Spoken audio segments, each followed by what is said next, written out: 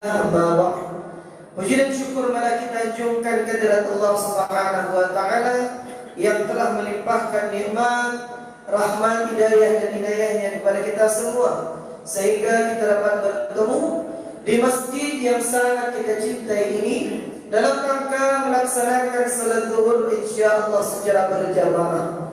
Kemudian salawat berkaitan salam mana senantiasa kita doakan kepada Allah agar senantiasa dicurahkannya kepada junjungan umat Islam sedunia, yakni Nabi besar Muhammad sallallahu alaihi wasallam, dengan mengucapkan Allahumma salli ala Muhammad wa ala ali Muhammad. Bapak Ibu kaum muslimin kaum muslimat jamaah yang dimuliakan oleh Allah, kajian yang akan kita sampaikan Bapak Ibu masih seputar fikih, yaitu mengupas tuntas masalah seputar zakat fitrah. Bapak Ibu kaum muslimin kaum muslimat yang dimuliakan oleh Allah Subhanahu wa taala, zakat merupakan kewajiban yang sangat ditekankan di dalam Islam. Bahkan dalam ayat suci Al-Quran, Allah Subhanahu wa taala selalu mengulang-ulang kalimat yang sama. Perintah zakat Allah letakkan persis setelah perintah salat. Aqimus salata wa atuz zakat. Tunaikan salat dan bayarkan zakat. Menggambarkan bahwa kewajiban zakat sama dengan halnya wajibnya salat. Maka timbul pertanyaan, berapa macam zakat itu? Secara garis besar zakat dua hal. Yang pertama zakat mal dan yang kedua zakat fitrah. Kalau zakat mal nanti bisa kita bahas. Sedangkan zakat fitrah, zakat yang dibayarkan khususnya selama di bulan suci Ramadan. Masyaallah muslimin jamaah yang dimuliakan Allah Subhanahu wa taala. Zakat fitrah mengambil rujukan dari hadis baginda Rasul sallallahu alaihi wasallam. Farada Rasulullah zakat al-fitri. Nabi Muhammad farada, telah mewajibkan kepada kita zakat al-fitri, zakat fitrah, tuhratan lis-shaimin, sebagai penyucian diri bagi orang yang puasa, wa tu'matan lil masakin, dan sebagai makanan bagi orang-orang yang miskin. Maka timbul pertanyaan yang pertama, pertanyaan yang paling banyak ditanyakan kaum muslimin dan kaum muslimat, bolehkah membayar zakat fitrah menggunakan uang? Ini yang perlu kita luruskan sejarahnya kaum muslimin, kaum muslimat yang dimuliakan oleh Allah. Zakat fitrah di zaman Rasul sallallahu alaihi wasallam tidak pernah Nabi mengeluarkan zakat dengan uang, tidak pernah. Setiap Nabi dan para sahabat mengeluarkan zakat dengan tamar, dengan kurma, ataupun mungkin dengan syair, atau mungkin dengan zabib, atau mungkin dengan inab dan yang lain. Kurmakah, gandumkah, kemudian jagung bijinya kah, semua makanan pokok di zaman Nabi itu yang dikeluarkan zakat. Jadi kalau banyak orang yang mengatakan jupitikan hadisnya lalu, dan istilah demikian dalam syariat. Empat rujukan kita. Yang pertama Al-Quran, yang kedua Sunnah, yang ketiga ijma', kesepakatan, konsensus para ulama, dan yang keempat yaitu qiyas. Maka kalau ditanyakan hari ini, bolehkah zakat fitrah dibayarkan dengan uang? Maka jawabannya boleh. Dalam mazhab Imam Abu Hanifah mengatakan boleh. Kenapa boleh? Karena dikiaskan dengan apa? Dikiaskan dengan makanan pokok. Kalau di zaman Nabi yang dibayarkan kurma, gandum, karena itulah makanan pokok di zaman Nabi. Sedangkan hari ini kalau ingin kita gunakan beras, karena beras makanan pokok, boleh dibayarkan dengan beras. Maka timbul pertanyaan, kenapa uang? Kenapa mazhab Imam Abu Hanifah membolehkan uang? Karena ada sejarahnya. Ini yang banyak tidak dijelaskan di masjid-masjid tentang sejarah kenapa boleh dengan uang dalam mazhab Imam Abu Hanifah. Sejarahnya begini.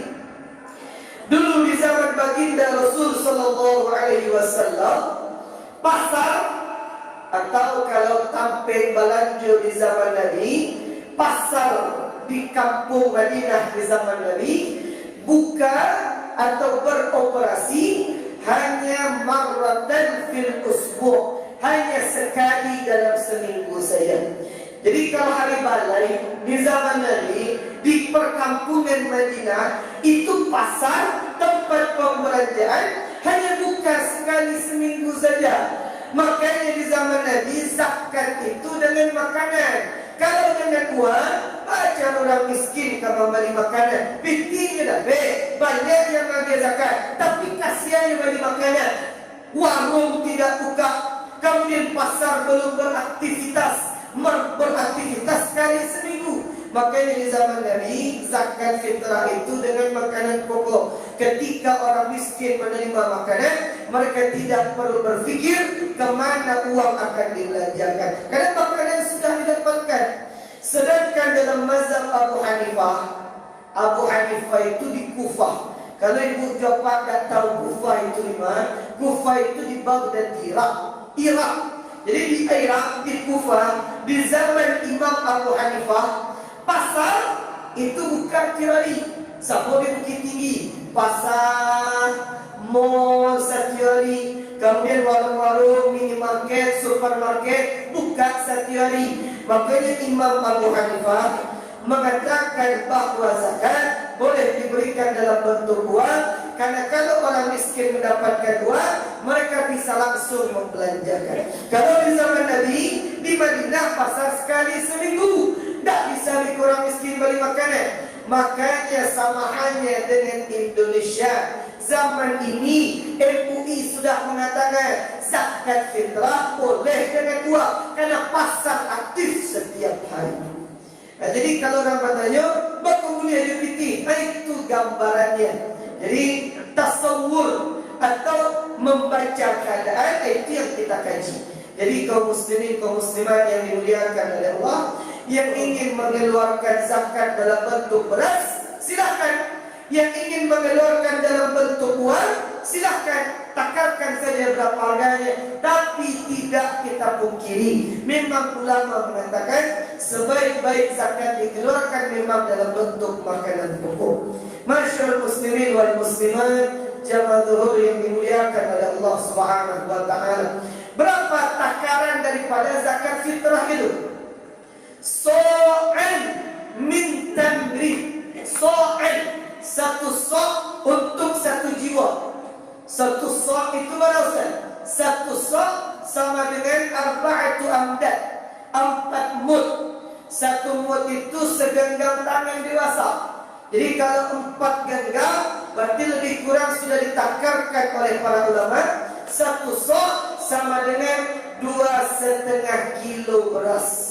Ada yang berpendapat 2,7. Kalau ingin kita ikhtiar, kehati-hatian, ingin mendapatkan yang lebih sempurna, kalau memberikan beras, genapkan saja 3 kilo beras. Itu takaran dalam bentuk beras. Kalau dalam bentuk uang, kita tunggu saja ketetapan dari ulama berapa takaran beras yang bagus, beras menengah, dan beras yang di bawah, tergantung apa yang kita makan sehari-hari. Masyaallah muslimin wal muslimat, jamaah zuhur yang dimuliakan oleh Allah Subhanahu wa taala. Kemudian pertanyaan yang banyak ditanyakan berikutnya adalah, Ustaz, zakat fitrah itu diberikan khusus kepada fakir miskin saja atau asnaf yang 8? Kadang ada ustaz yang ceramah bahwa zakat fitrah hanya untuk fakir miskin saja, bukan untuk asnaf yang 8. Tapi ingat, pendapat jumhur, mayoritas amatul fuqaha, mayoritas ulama berpendapat, dinukilkan dalam kitab Al-Fiqhul Islami wa Adillatuh karangan Profesor Wahbah Zuhairi, bahwa zakat fitrah bukan hanya untuk fakir miskin, boleh diberikan kepada asnaf yang 8. Memang tidak dipungkiri, dahulukan yang fakir miskin. Tapi kalau fakir miskin lah masih ada fi sabilillah, atau mungkin ibnu sabil, atau mungkin mu'allaf yang berkekurangan, silahkan kita berikan mereka. Karena dalilnya jelas, innamas sadaqat, sesungguhnya zakat itu untuk asnaf yang 8. Sedangkan kalau seandainya ulama yang mengatakan bahwa zakat hanya untuk fakir miskin saja, berpegang dengan hadis Nabi yang tadi, tu'matan lil masakin, makanan untuk orang-orang miskin. 7 atau asnaf 8 itu boleh kita berikan zakat fitrah kepada mereka. Masyaallah muslimin wal muslimat, jamaah yang dimuliakan oleh Allah. Kemudian yang berikutnya yang ingin kami sampaikan adalah kapan waktu-waktu yang terbaik dalam mengeluarkan zakat. Al-awqat, waktu-waktu dalam mengeluarkan zakat ada 5. Yang pertama, waktu jawaz, waktu yang diperbolehkan kita mengeluarkan zakat. Kapan waktunya? Min awal Ramadan ila akhiriha. Dari awal Ramadan, 1 Ramadan ke petang, itulah mulai dia kita mengeluarkan zakat. Siapa yang mengeluarkan zakat awal Ramadan petang, kemudian kini biswa minggu depan lah kuliah. Karena itu waktu jawaz, waktu yang diperbolehkan. Sedangkan yang kedua, waktu fadilah, waktu sunnah, waktu mustahab, waktu yang dianjurkan, waktu yang sunnah, waktu yang rancak. Kapan? Ketika selesai solat subuh. Kita kan rayu kalau sampai kini, kalau tak salah hari Senin. Jadi hari Senin kita lebaran. Hari Senin setelah selesai solat maghrib sampai sebelum khatib naik mimbar, itu waktu yang sunnah, waktu yang paling rancak mengeluarkan zakat. Nah, selesai Ramadan, kemudian selesai kita subuh di hari 1 Syawal, maka itu waktu yang paling rancak mengeluarkan zakat. Tapi ulama banyak mengatakan waktu yang tidak dianjurkan selamanya, tidak bisa digunakan di zaman ini. Kalau kita berikan selesai salat subuh sampai sebelum khatib naik mimbar, bagi orang miskin itu tidak sempat memasak, tidak sempat beri makanan. Jadi kalau bisa tidak usah di waktu itu. Sedangkan yang ketiga, waktu wujud, waktu yang diwajibkan. Kapan wajibnya kita dikenakan zakat?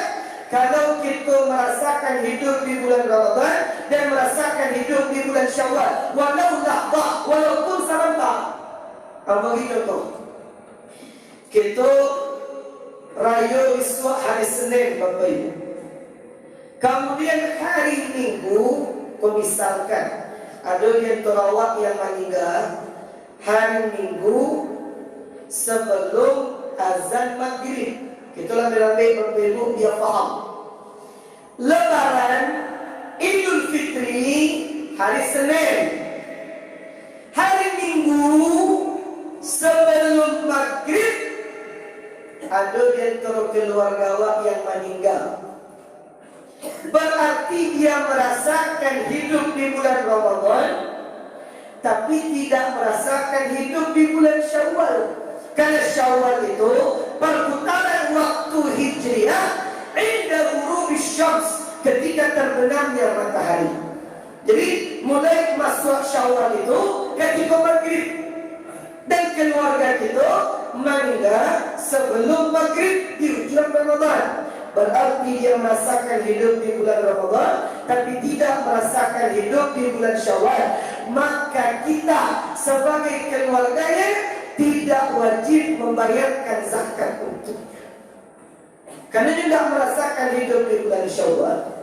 Tapi sebaliknya, kalau keluarga kita meninggal hari Minggu jam 7 malam, jam 8 malam, berarti dia merasakan hidup di bulan Ramadan dan merasakan hidup di bulan Syawal, walaupun 2 menit, walaupun 5 menit, walaupun 1 jam, tetap dia merasakan Syawal, walaupun sebentar, wajib kita bayarkan zakat.